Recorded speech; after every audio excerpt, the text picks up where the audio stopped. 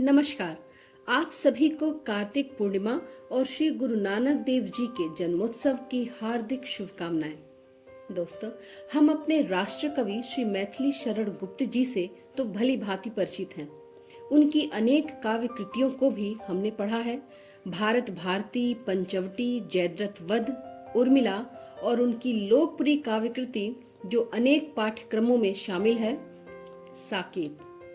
आज के अंक में मैं आपके लिए लेकर आई हूँ मैथिली शरण गुप्त जी की अनुपम विलक्षण रचना गुरुकुल, जो सिख संप्रदाय के दशम गुरुओं के जीवन पर आधारित है। चैनल है कहानी का, तो इस काव्य कृति के पीछे की कहानी मैं आपके साथ शेयर करूंगी, जो खुद कवि ने इस पुस्तक की भूमिका में लिखा है। गुप्त जी लिखते हैं कि लिखने की धुन कहिए अथवा महापुरुषों की ओर हृदय का आकर्षण लेखक को अपने साहित्यिक जीवन के आरंभ में न जाने किन किन विषयों पर लिखने की उमंग उठा करती थी। गुप्त जी आगे लिखते हैं कि इस पुस्तक के लिखने की कोई संभावना न थी, किंतु थोड़े दिन हुए एक सिख सज्जन ने बड़े स्नेह, आदर और साथ ही कुछ अभिमान पूर्वक लेखक से कहा, क्या आप सिख गुरुओं पर भी कुछ लिखने की कृपा करेंगे? हिंदी के कवियों ने कहना चाहिए कि अब तक उन पर कुछ नहीं लिखा। क्या गुरुओं के बलिदान इस योग्य नहीं कि मैं आपसे यह प्रार्थना ना कर सकूं? यह सुनकर मैथिली शरण जी अवाक रह गए। सिख गुरुओं के बलिदान तो ऐसे हैं कि उनके प्रति कृतज्ञता ज्ञापित करने के लिए भी वास्तव में हमारे पास शब्द नहीं है। अपनी असमर्थता अथवा अयोग्यता की बात कहने का उनमें साहस न हुआ और विवश होकर उन्होंने यही निश्चय किया कि जब तक कोई काव्य रचना न हो तब तक यह पद्य रचना ही सही। लेखक को अपने गुरुजनों के प्रति श्रद्धांजलि देने का अधिकार तो सर्वथा है ही। दोस्तों, इस काव्य कृति में 10 गुरुओं के जीवन के बारे में सरल, सहज और खूबसूरत ढंग से गुप्त जी ने अपनी श्रद्धांजलि व्यक्त की है। इस काव्य कृति का पहला अंक गुरु नानक देव जी पर ही है, जिसकी कुछ पंक्तियां मैं आपके सामने रखना चाहूंगी। मिल सकता है किसी जाति को आत्मबोध से ही चैतन्य, नानक सा उद्बोधक पाकर हुआ पंचनद पुनरपि धन्य। साधे सिख गुरुओं ने अपने दोनों लोक सहज सज्ञान, वर्तमान के साथ सुधीजन करते हैं भावी का ध्यान। हुआ उचित ही वेदी कुल में प्रथम प्रतिष्ठित गुरु का वंश, निश्चय नानक में विशेष था उसी अकाल पुरुष का अंश। 1526 विक्रमी संवत का वह कार्तिक मास, जन्म समय है गुरु नानक का, जो है प्रकृत परिष्कृतिवास। आत्मबोध पाकर नानक को रहता कैसे पर का भान, तृप्ति लाभ करते वे बहुधा देकर संत जनों को दान। खेत चरे जाते थे उनके, खेत चरे जाते थे उनके, गाते थे वे हर्ष समेत, भर भर पेट चुगोरी चिड़िया, हरि की चिड़िया हरि के खेत। वे गृहस्थ होकर त्यागी थे, न थे समोह न थे निस्नेह, 2 पुत्रों के मिश प्रकटे थे उनके दोनों भाव सदेह। पुत्रवान होकर भी गुरु ने दिखलाकर आदर्श उदार, पुत्रवान होकर भी गुरु ने दिखलाकर आदर्श उदार, कुलगत नहीं शिष्य गुणगत हो रखा गद्दी का अधिकार। इसे विराग कहें हम उनका अथवा अधिकाधिक अनुराग, बढ़े लोक को अपनाने वे करके क्षुद्र गेह का त्याग। प्रवज्ञा धारण की गुरु ने छोड़ बुद्ध सम अटल समाधि, संत शांति पाते हैं मन में हर हर कर औरों की व्याधि। अनुभव जन्य विचारों को निज दे देकर वाणी का रूप, उन्हें कर्मणा कर दिखलाते भाग्यवान वे भावुक भूप। एक धूर्त विस्मय की बातें, एक धूर्त विस्मय की बातें करता था गुरु बोले, जाओ बड़े करामाती हो तुम तो, अन्न छोड़कर पत्थर खाओ।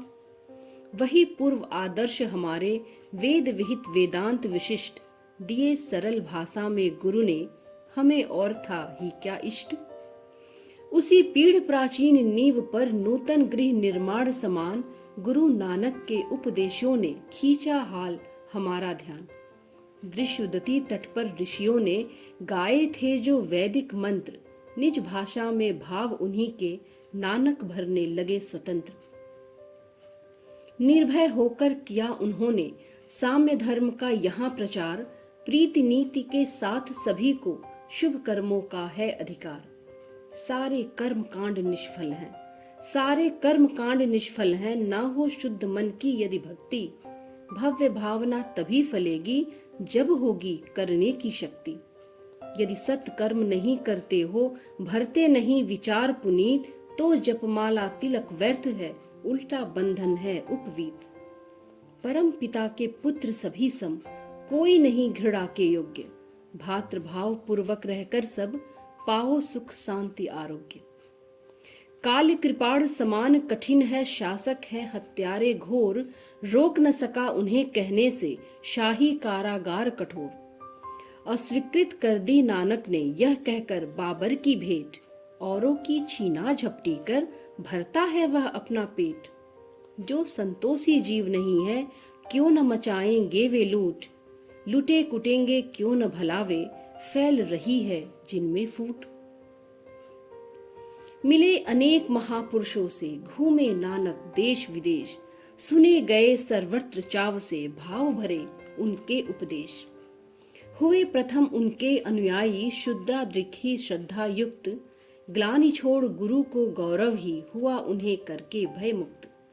छोटी श्रेणी ही में पहले हो सकता है बड़ा प्रचार, कर सकते हैं किसी तत्व को प्रथम अतार्किक ही स्वीकार।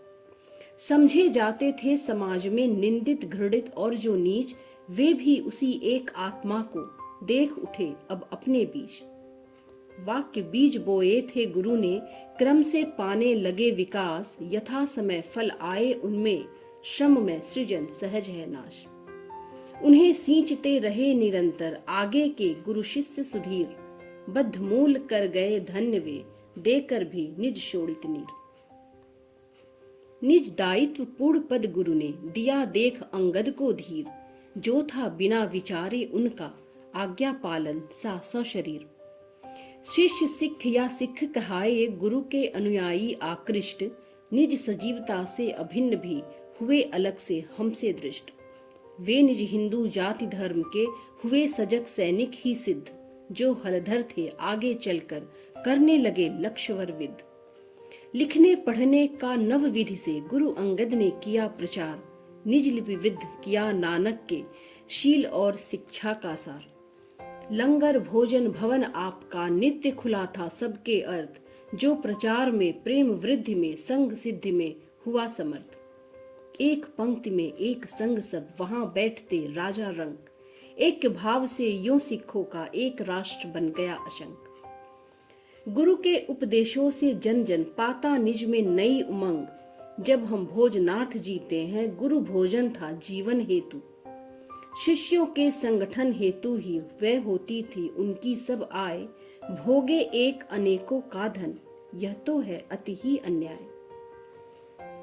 सार्वजनिक हित हेतु दान का जाग उठा सिखों में भाव, गदगद था गुरु अंगद का और सफल देख अपना प्रस्ताव। कहते थे वे निज पुत्रों से, कहते थे वे निज पुत्रों से सावधान पर धन है पाप। कहते थे वे निज पुत्रों से सावधान पर धन है पाप। भिक्षुक ना हो बनो व्यवसायी, करो कमाई अपने आप। औरों की सहायता करके, औरों की सहायता करके पाते वे आनंद अपार। यही दुख था उन्हें किसी का, कर न सके यदि वे उपकार। शेर शाह से हार हुमायूं आया सुनकर उनका नाम, दिया न अभ्युत्थान उन्होंने ध्यान निरत थे वे धृति धाम।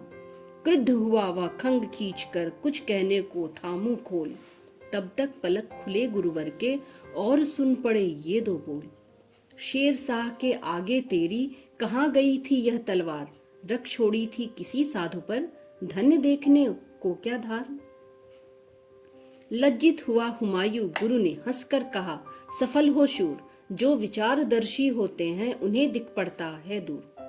आया कभी न गुरु के मन में किसी मनुष्य के प्रति दुर्भाव, वाणी में कुवचन न कर्म में कोई भी अनुचित बर्ताव। पुत्रों ने प्रभु भक्ति और धन मांग लिए थे यथा विवेक, गुरु नानक से गुरु सेवा ही मांगी थी अंगद ने एक।